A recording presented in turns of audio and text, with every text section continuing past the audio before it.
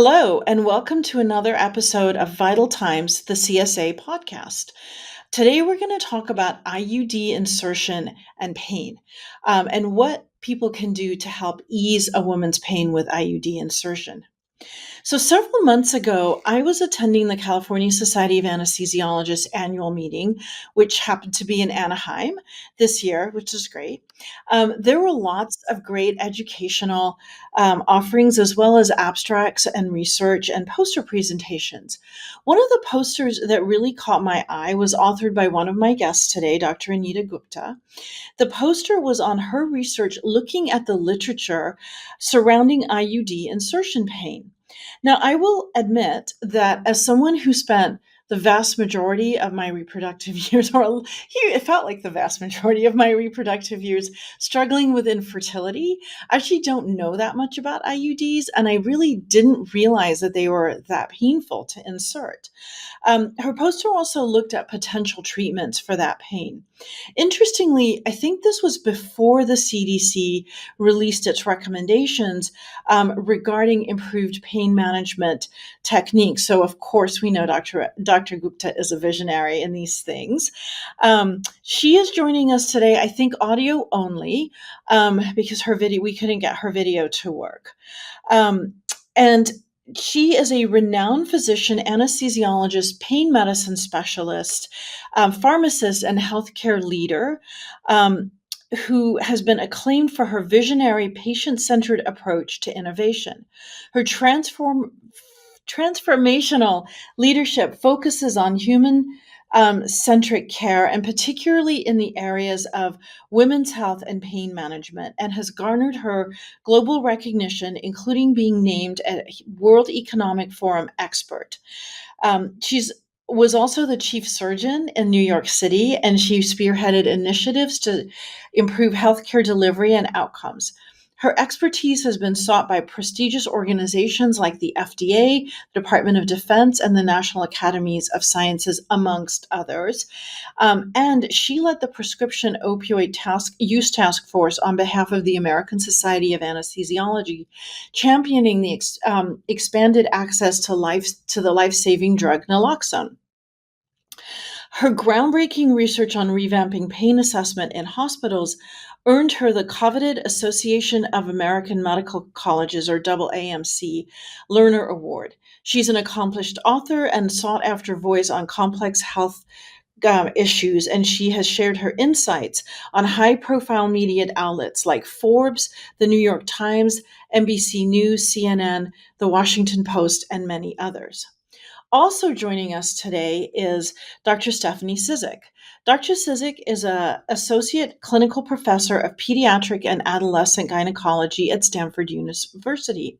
She graduated from an OBGYN residency at Kaiser Permanente in San Francisco. She then did a fellowship in pediatric and adolescent gynecology at Cincinnati Children's Hospital. She's currently the medical co-director for the Stanford Clinic for Differences of Sex Development, the co-founder of the Stanford Children's Complex Colorectal Urology and Gynecology Clinic. She is a member of the Stanford Oncofertility Group and serves on the editorial board for the Journal of Pediatric and Adolescent Gynecology. Stephanie is also the fellowship director for Stanford's Fellowship in Pediatric and Adolescent Gynecology. She's also one of my great colleagues, and I've had the pleasure of working with her at Stanford. And really, after reading Dr. Gupta's poster, I actually started asking her more about pain with IUD insertion, and had noticed that over the past year or two, I think it's been, we're suddenly seeing this huge surge of patients coming to the operating room to get their IUD inserted. Granted, I'm a pediatric anesthesiologist, so these are mostly adolescents or young adults who are coming. And so I thought this would be a really interesting topic to talk about for a podcast. Serendipitously, around the same time, there seems to have been an increased amount of media attention, both social media on TikTok, which we'll talk about in a little bit, as well as, from the Washington Post, from CNN, from several other news outlets, around the issue of pain with insertion of the IUD. And of course, the CDC recently released some new recommendations. So I'm going to start with the very basics. Dr. Cizek, would you mind explaining what an IUD is and why it's become increasingly popular for contraception in the US? Absolutely. Thanks for that great introduction. So, an IUD is a little T-shaped device that's placed into the uterus and can stay there for up to 8 to 10 years, depending on which device you use. They're so popular because they provide excellent contraceptive care. And for contraception, there are, I think, increasing in popularity, especially among teenagers, for lots of reasons, just greater awareness, greater education about IUDs, and I think some old beliefs, old myths that used to be common. For example, there's like a myth that the IUD can only be inserted in the uterus of someone who's had a baby before, and that's not true. So there's a lot of myth busting that has happened throughout the years that I think people are more just aware of this as an awesome, effective contraceptive method. But also more and more, we know that progesterone IUDs have uses that have nothing to do with contraception. Oh, For example, the Liletta and the Mirena IUDs are really excellent for menstrual suppression. About 60 or more percent of people who have had it for 1 year have no periods at all, and the people who do have periods tend to have much lighter periods. So they're really great, for example, for kids who have severe developmental delay, who experience severe stress or hygiene concerns during their periods, or for kids who have bleeding disorders. We see a lot of that who have just really severe, heavy menstruation. Kids with gender dysphoria, and their dysphoria is triggered by having periods. So we have a huge transgender and non-binary population who chooses IUD for menstrual suppression or for treatment of dysmenorrhea, which is painful periods, or endometriosis. So um, there's also been a recent study that showed that the 52 milligram progesterone IUDs are just as good as emergency contraception as the copper IUDs. So lots of uses and tons more that we're learning all the time. So a lot of people who are using them for medical reasons that are not related at all to contraception. oh, that's great. Who usually places an IUD? Is it always a GYN or someone who's trained in gynecology, or are there other people who Oh, do it? yeah, that's a great question. OBGYNs for sure are probably the most common, but lots of other providers. Family medicine doctors sometimes choose to get training in placing IUDs. Adolescent medicine is a branch of pediatrics that gets special training in teen care, and usually they can place IUDs. Places like Planned Parenthood or medical clinics often have nurse practitioners placing IUDs, and that's actually who placed my IUD. So I Oh, was a nurse, an NP. oh, that's great. And do you think, or do you know, does everyone get training in pain management for IUD insertion, or is that a little hit or miss? Oh, it's so I would say not we're not equally trained to provide pain relief, and in fact, I'd say the opposite might be true, that we're all undertrained in providing pain relief, and I think this a little bit depends on um, your pathway and even like where you are in your training right now, because it's talked about a lot more for current residents than it was, even when I was a resident and for sure before that. And I think that has to do with a little bit of the way that we approach pain with gynecologic procedures and pain for people with uteruses in general. That is like, something that is unfortunately downplayed or accepted in a lot of levels, even by people within our own OBGYN field. And I think that's changing as it should. And I think in pediatric and adolescent gynecology, we are, I think, one prone to the same kind of biases in training that everybody had, but also our specialized training makes us more versed in trauma informed care. And so I think we just uniquely, as I think sometimes I see even on like the pediatric anesthesia side, there's just some unique ways that we try to reduce pain and anxiety in the pediatric world. Some of which I think could really be easily translated to adult care. Like, for example, I see you all on the anesthesia side, like coating the masks with bubblegum scented oils for kids. And I'm like, why can't we do that for adults? Yeah, why not? I don't I know. know. And then all the stuff that they're doing with virtual reality and augmented reality, I mean, why Yes. not? I'm going to switch to Dr. Gupta now. So, what inspired you to actually look at this? What inspired you to look at this poster or to look at this topic? So thank you very much for the opportunity to really share this important research. First of all, this really stemmed from my clinical experience regarding IUD insertion and the pain that stems from it, where I noticed a significant number of patients experience discomfort with the procedure. And so, myself and these really motivated medical students really wanted to explore how to improve the experience. This is a very important therapy, as we just heard, that women need, and we believe that it's critical that we uncover this undertreated, unheard pain that we as experts, that understand pain, that are really focused on women's health, believe in these passionate students, really wanted to uncover, a systematic review of the knowledge that exists. And try to really, come up with proper guidelines on how to help women, and what we see. And the reality is, I had one patient in particular, and this I'm sure all of you can appreciate. It's a common story where a woman felt her pain wasn't being treated. She was going doctor to doctor with an IUD that she just simply wanted removed. And she was having, pain that was unremitting. She didn't know what was wrong. And somehow she came to my office, and it was that patient that ultimately got the IUD removed, with appropriate care, and her pain resolved. And that's what inspired me to explore how to help these women. Would you mind, if it's not embargoed, and we understand if it is, describing a little bit more about what your research was and what it showed? Sure. So, we presented this abstract at CSA. So, what we presented there, the key points really was to really develop this pause protocol, which was really developing guidelines to address managing pain during IUD placement.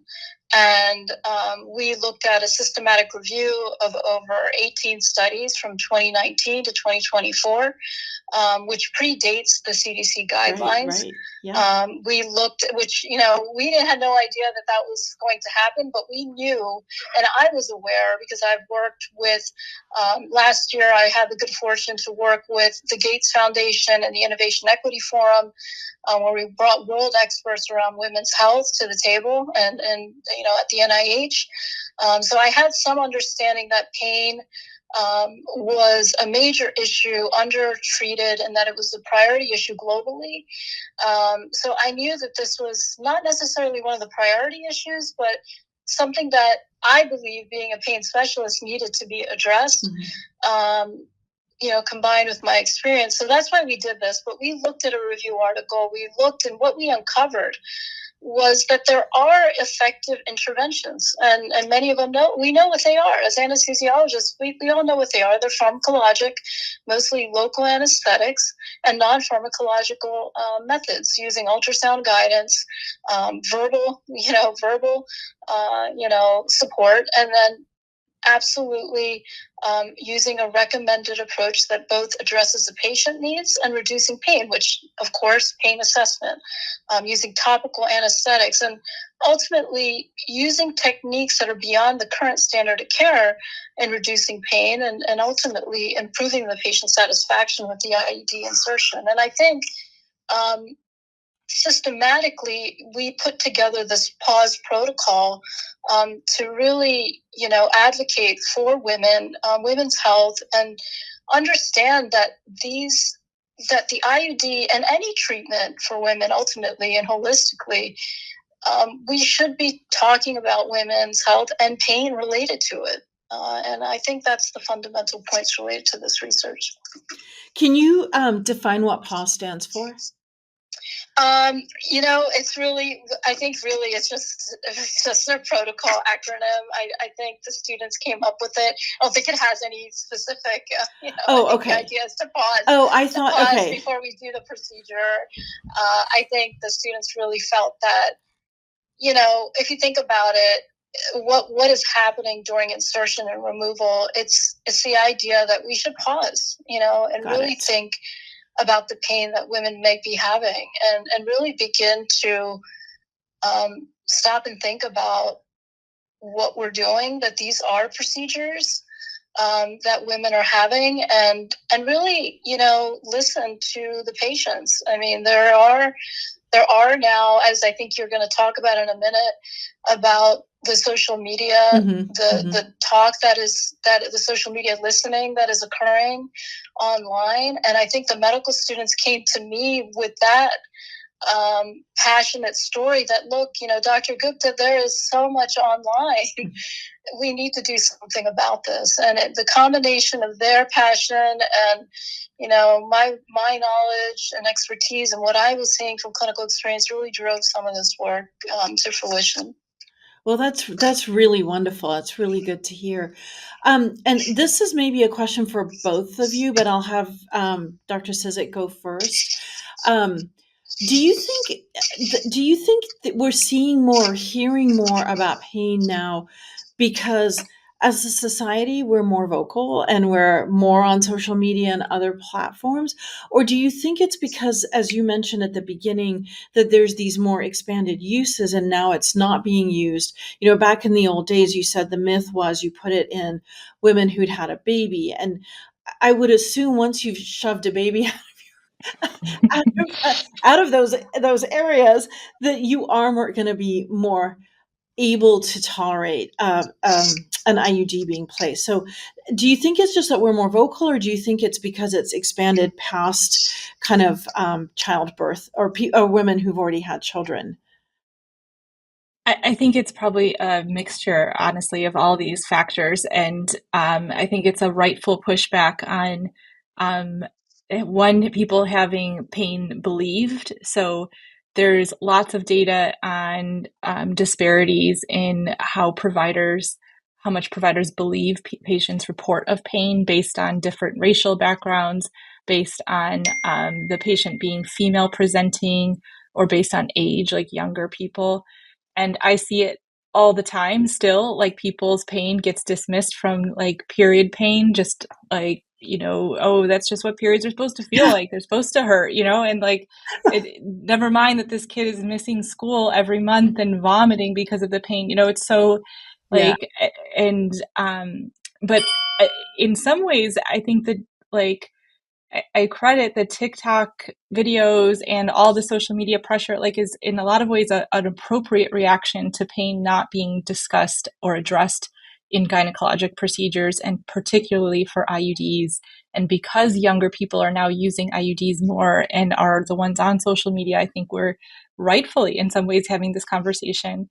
I also, as a provider, see how these TikTok videos could sometimes, I have patients now come in with super high anxiety because they saw some TikTok videos and they're, they really want the procedure. But I think it has, in some ways, been a really appropriate discussion, and to pause and have these conversations with patients about what are the pain expectations and what can we do to control your pain. Yeah. Dr. Gupta, do you have any thoughts on that too? Oh no, I lost her. Okay, well, back to Dr. Cizek. Hopefully she'll come back in. So we're actually going to go then to the CDC guidelines. What do you think about those, Stephanie? I think it's actually really great. The previous CDC guidelines just didn't address pain with IUD insertion. They just looked at, who's eligible for IUDs and safety factors kind of associated with that. And now to address pain with IUD insertion in the CDC guidelines it matters hugely. And they did this in two different ways. So one, they did make sure that we are addressing pain. So counseling people on pain expectations with the procedure and pain management options, and making individualized pain management plans that, considers what people themselves want for pain control and who might have higher risk of pain or difficulty with insertion, or just who's even just more anxious about pain. And then two, specifically saying that lidocaine as a paracervical block or topical lidocaine might reduce pain. Is it like they use the word might, so it's not even like the most strong recommendation, but just adding in there at all, that addressing that at all, and saying that this could be a way of reducing pain. And since we're counseling people on pain expectations and management options, that this should be a part of that counseling is super, super important. Do you think, in your experience, does topical lidocaine reduce pain or paracervical blocks or both? So it's really interesting because, again, like as a resident, I was part of the I think the years where we didn't really talk about, I guess routinely, some of my attendings did, some did not, about lidocaine for or blocks with procedures, with especially with IUDs. And at the time that I was doing my fellowship, we didn't use paracervical blocks at all there. Um, Oh, Now that I do routinely use paracervical blocks, and I think a lot of places are changing, incorporating this more based on more emerging evidence that this can be effective.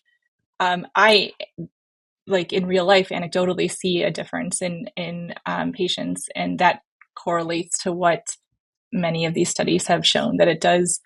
It is uncomfortable itself to put the block in, like that. We know that placement of the block can cause some pain with the procedure, but we also know that in a lot of these studies, shows that the peak pain with the procedure is less. And so okay. I think that's how I counsel patients, um, and most of them end up using the paracervical blocks, and I think it really makes a difference. Um, I so you do feel like it makes a big difference. I was just gonna say that I remember I just remember back. I mean, my issue was the other end of the spectrum, and that was getting all the workup for infertility, including hysterosalpingograms. And I just remember Oh how yeah. incredibly painful that was, incredibly painful. And it's the usual. Oh, it's just a little pinch. You're just going to feel a little pressure. There's always those words, right? Um, Thank you for getting back to us, Dr. Gupta. I was just going to ask. What do you think about what the current pain recommendations are through the CDC or through just in general? And if you have any particular thoughts about things that really do work better, whether paracervical or topical lidocaine, or I know it was saying in some of the literature that I read that the most common pain discussion that's had is to use ibuprofen or Tylenol, and neither of those things seem to work very well at all in these patients. Has that kind of been your experience? Yes, yes, and I think that a comprehensive approach is critically important. I mean, I think one, it's not as with pain and with everyone that gets treatment with pain. Common use pain relief methods include both topical anesthesia, which generally is lidocaine, the injectable blocks, as you already mentioned, like a lidocaine or a combined lidocaine bupivacaine injection. There are conscious sedation. What we reviewed. I mean, there are people getting conscious sedation for these procedures, and then obviously non-pharmacological methods. Obviously relaxation techniques, and then as you already mentioned, the pain relief medications, which are available, ibuprofen, acetaminophen. But I do believe, as I was saying earlier, that there is such an unmet need in research around optimal pain management strategies, and really to individualize for each and every patient. And I do think that they're, including myself and many others, are working with the Gates Foundation and other, agencies to figure out how to really improve So we mentioned I was going to actually, Dr. Cizek, and you mentioned it too with the sedation. I've noticed this dramatic increase in the number, and granted, again, you and I both work in the children's hospital arena, but I mean, 5 years ago, it was once in a blue moon, we would have a patient come to the OR for an IUD placement. My previous place that I worked over 10 years ago, it's once in a blue moon we'd have a patient come to clinic to the OR for IUD placement. Now you guys have like days, block time, where you're spending the entire day doing multiple IUD insertions, which I think is great. I'm not, I'm definitely not um, uh, condemning that at all, but I'm just curious what has led to that, because that's a pretty dramatic and amazing change. I'm glad you've noticed all the hard work we're doing in the Yes, OR I there. noticed. um, so I would say one thing that is driving what we're specifically noticing in our institution partly is just that we've tripled the number of pediatric gynecologists that we have here now, and we added a peds gyn fellow, and so there's just a lot. We're able to see a higher patient volume, but I think also it's all in the counseling. And I'm also, when I'm working, for example, with other providers who place IUDs, I'm making sure that they're also counseling their patients, even if they're not a surgical provider, that an IUD under anesthesia is an option. And that way they can refer to gynecology if somebody wants that option, because I think many people don't realize that they can have that the procedure under sedation, and so they rule out IUDs altogether in their minds. And when in the pediatric hospital, particularly, we're placing IUDs in people who are really young. Sometimes, from our bleeding disorder clinic or for menstrual suppression, we're placing IUDs in people as young as 9, 10, 11. And you're talking about people who are really not even candidates hardly at all for IUDs in the office. Or for people who are just have super high anxiety related to the procedure, which is a lot of young patients, a lot of patients from our gender clinic. We're talking about people who have never had a pelvic exam before, and some don't really even know what's involved with a pelvic exam. And it's really, I think, offering that option is really a super important part of trauma-informed care, because who am I to know what someone's trauma or pain experience is, or what they're most anxious about here. I can ask, but that doesn't mean people always have to or want to tell me. So for the most part, these are very quick and safe procedures in the OR for most people. Oftentimes we are even buddying up with other things. If somebody's getting another sedated procedure, for example, like a young kid with a developmental delay who's getting a dental procedure at the same time as their, I know exactly. You knew what I was going to say. We do it all the time. Yeah. So I give all of my patients the options, um, and I think if it's someone who might have extra anesthesia risks, we talk about that too, so we can make a really informed decision. And we talk about the options of, if you're going to be in the office, what does pain control look like there? Pre-medication, and you can have someone in the room with you to help with your relaxation, and you could play a phone video or a song while we're doing the procedure to help distract. And we do the blocks with the paracervical blocks, and we use heat packs, and so all of these different medication based and non-medication based methods for pain control. And then I think you mentioned, Rita, earlier, the VR goggles option. So like virtual reality, we're incorporating that too as a third option of you don't want to be totally asleep, but you want more focused distraction. And so we're piloting the use of VR goggles with IUD insertion, because it's been shown to help in other procedures, just hasn't really been tested as much in gynecology, particularly with IUDs. Dr. Gupta, have you noticed this? So, Dr. Cizek and I both work in the peds world, but have you noticed increased requests from your adult patients for sedation or pain management for IUD insertion? Yes, yeah. So, right now I'm working primarily in women's health, addressing some of these kind of urgent needs in a community where there is a lot of questions, on how to get either them placed or just removed. And Okay. a lot of it is around, and what is surprising, we're in a higher socioeconomic area.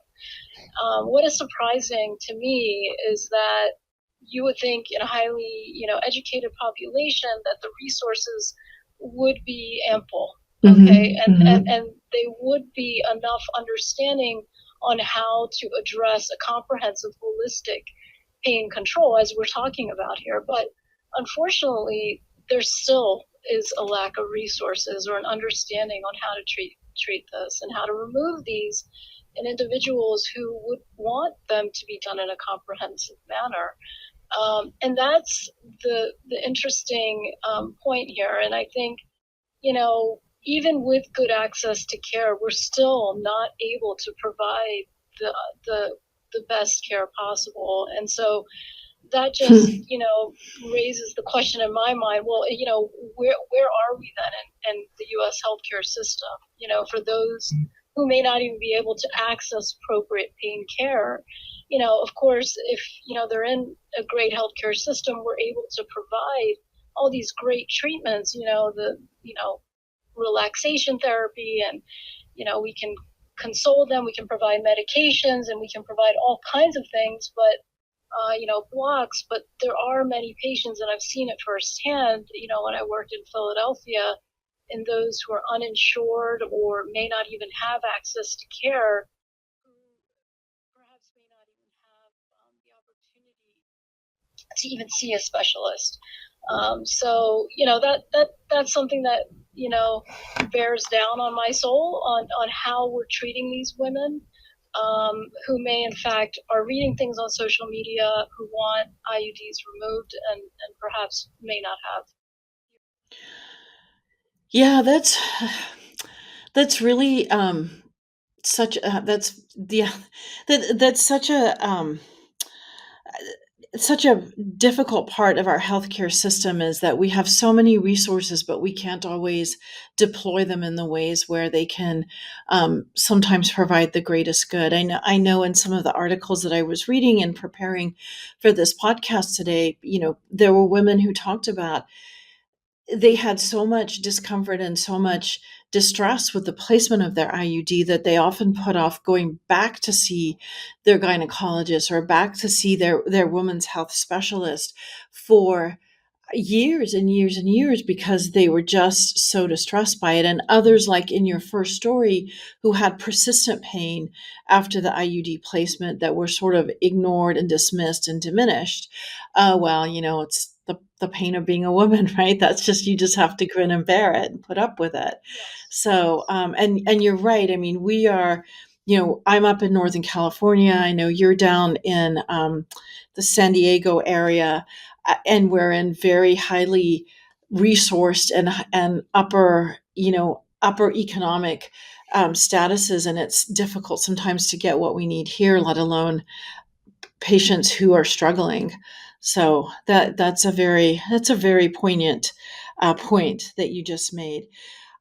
So have you guys seen some of these TikTok videos? I did want to I did want to mention them because they're actually pretty dramatic. Some of these. I'm just. I was gonna play. I was gonna play one of them. I don't know if I can get it to make sound on my. Let's see if I can. No, that I can't get the sound to come up on these videos. But I mean, you just have to put in IUD pain on TikTok, and there's a whole series of videos that pop up. And I don't know. I don't understand exactly what the motivation is to even videotape these and put them online. But obviously there are people who find this very useful, and I don't know if it's just to inform other patients that if you're going to get this done, it is quite painful, and be sure to talk about it. I don't know, do you guys have any insight about that? I'll let Anita, you go first this time. Sure. Yeah, I think. Look, I think it's a double-edged sword here, right? I mean, we know as physicians that that it does place a burden of, well, we don't know what the right thing to do is, right? But it does inform patients on to ask questions, right? And I think that's the important thing, is that now we're getting the questions, and it has led me to do the research that we're here to talk about, Right. as experts, right? And I think it has put pressure on us to uncover things that maybe we're not asking. And I think that's the important thing that it's led to. And the students coming to me, and it has led to this, impetus to do the work. And so it has some positive effect, but in the immediate sense, yes, it is a lot of tension in the rooms and offices when we're examining these patients. We don't always have the answers, and it does create a lot of tension, because a lot of times we don't know, we don't have the answers, we don't have the evidence nor the science. I searched books and textbooks and everything to find out what is the right thing to do, and we don't always know. And that's the unfortunate part about this, is that we are trying to do the best for everyone and provide the best care, but and try to provide the most compassionate care. But it is very difficult when the research is just not there. Stephanie, what do you think? I was laughing as you were talking earlier, because I think I recently saw a TikTok video where it was showing a gynecologist being like, "This is just gonna be a twinge," and then she picks up like a chainsaw, and you're like, "Oh my God!" Like that's. I've seen these videos. They are so funny. They are. They're also a they're little bit like yeah.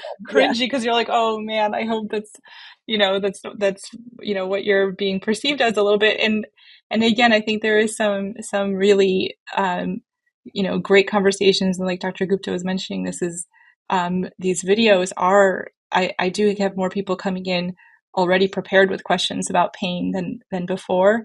I think it's interesting. A lot of the IUD specific videos focus on the pain with the tenaculum placement during the procedure, which is actually, of all the steps of the procedure, the one that most consistently, if you're using some sort of anesthetic, like local anesthetic during the procedure, like a paracervical block or topical lidocaine, has been shown to be the most effectively treated. And so I think the big pincer part that people come in so worried about might actually be the like one of the less painful parts of the procedure itself. But also, I think, I get a little bit like, I love that these videos are stimulating more conversation. But again, I see so many people who are using IUDs for medical reasons and contraceptive reasons, and who want an IUD for lots of different, like that for a lot of things, this might be like the best option for them. And then for them to see these things and feel so anxious about it, which again, I think leads to better conversations about like, well, is the office the best place for you? Or do you want to try the option with sedation or virtual reality goggles, or, whatever is going to help somebody feel that their pain is is most addressed for their needs. For their needs. Okay. That's great. Do you think, and I know both of you have brought up repeatedly, lack of studies, lack of research. Do you think the new CDC guidelines will lead to more research and more studies, and hopefully improved pain management? Stephanie, I'll ask you, and then we'll go to Anita. I hope so. I think I know colleagues, and even within our own family planning division here at Stanford, there's already been some great research. There's ongoing great research about pain with IUD insertion, and I think that looking particularly for its use in adolescents with our pilot study here that we have going with the VR goggles. Like I think already this, and maybe this is, we could thank TikTok or the social media conversations for like already stimulating a lot more research. But yeah, I think for CDC guidelines to come out and say like this might be helpful is such a ambiguous word, and to be like, I think a lot of people are going to take note of that and potentially engage in more research with that. Anita, do you think this will spur research? You've been involved a lot with national kinds of organizations. Yeah, so, just to give give you a timeline of some of the work. I mean, July of 2023 I was involved with, and prior to that, I was on the steering committee with the Gates Foundation and NIH Office of Women's Health, and they formed an Innovation Equity Forum, which is focused on women's health innovation and basically women's health, which was a direct government initiative and collaborative public-private partnership. Since that date, we have worked vigorously to drive and understand a global and U.S.-centric understanding on how fundamentally how our nation approaches, women's health research. And since that date, as many of you know, in November, the White House signed a presidential memorandum on women's health research of November 2023 in the Oval Office. And then the First Lady, had an event basically in February of this year, pushing and signing on for an incredible amount of funding, for women's health research will be delivered through NIH. So all of this work has culminated, and many of the people that were involved with the report through the Gates Foundation assisted to get that pushed through. So, I was delighted to be part of that, and small part of it, if any, on some of that work. And many of the people, understand. And one of the pivotal things that I was involved is to say that pain is undertreated in women. And, I'm delighted, that there will be more investment and that it has been understudied and underfunded. And hopefully we'll begin to see some of that, work in the many years ahead. Oh, that's great. And that's a great place and a kind of reassuring and optimistic place to sort of end our conversation on. I know I was really intrigued by a study that I saw, and this was IUD placement in women who had had children, where it was asking the physician or the person placing the IUD to score what they thought the amount of pain was that that patient had experienced, and then the patient to score what their pain was. And the average, I think, score that the patients gave was on a 0 to 100 scale, with 100 being the worst possible pain, the visual analog scale, and 0 being no pain. Their average score was 65, which is not insignificant amount of pain. But the average score that the person placing the IUD gave them was a 35. So I thought that was really interesting. And I think it's something for all of us as physicians, we're all three physicians, to be really aware of, that sometimes what we assume to be true is not necessarily what the patient is feeling and experiencing. And I just can't say, I'm so delighted to have Stephanie and the GYN, the adolescent GYN group, as part of our LPCH family. I mean, we've really noticed a difference in the patients we're caring for and the level of care that they're receiving. It's just a different level. And Anita, I can't tell you how thrilled I am that I know you, and that you're on the forefront at a different level than the rest of us, really pushing these national agendas to try and improve care for women and for pain management, and the intersection of the two, which has often been really ignored. And as you said, the equity piece is not just women. Obviously, underrepresented women of lower socioeconomic status suffer even more than the rest of us do. And so I'm so happy and so excited that I know you, and that both of you are doing this ongoing work. Before we wrap up, I just wanted to see if either of you have some last minute thoughts, things that we didn't discuss that you think it would be important for our listeners to know. And I'll start with Dr. Gupta this time. Well, first of all, no, thank you. I think that, uncovering these conversations is such important work. So I just wanted to really thank you and really, thank you for understanding that pain is an inherent part of the human experience. And each individual's experience is unique, and bringing that to the forefront is, I'm very grateful for you. Thank you, Anita. Stephanie, Dr. Yeah. Cizek. Well, I just wanted to say, like, this is so amazing that this, podcast is being led by you, and that you and Dr. Gupta, talking about this from the field of anesthesia. This has been so important to improve the what we know about pain, and how to manage pain. And I can't say enough good things about our LPCH Peds anesthesia team, because you know they're the ones spearheading this VR goggles use in IUD procedures in the OR, and they're the ones who in the OR, when we're doing sedation for small procedures, are so interested in tailoring the sedation so that people have the best experience, both while they're asleep during the procedure, but then when waking up, that their pain is under the best control, and they have the minimal effects from the anesthesia itself. And so all I just so much appreciate, and that kind of multidisciplinary approach to pain and thoughtfulness about pain, especially for gynecologic conditions, really moves the bar. Well, great. Well, thank you to both of you. This has been another edition of the CSA podcast, Vital Times, and I hope you will join me in the future for another episode. Thank you.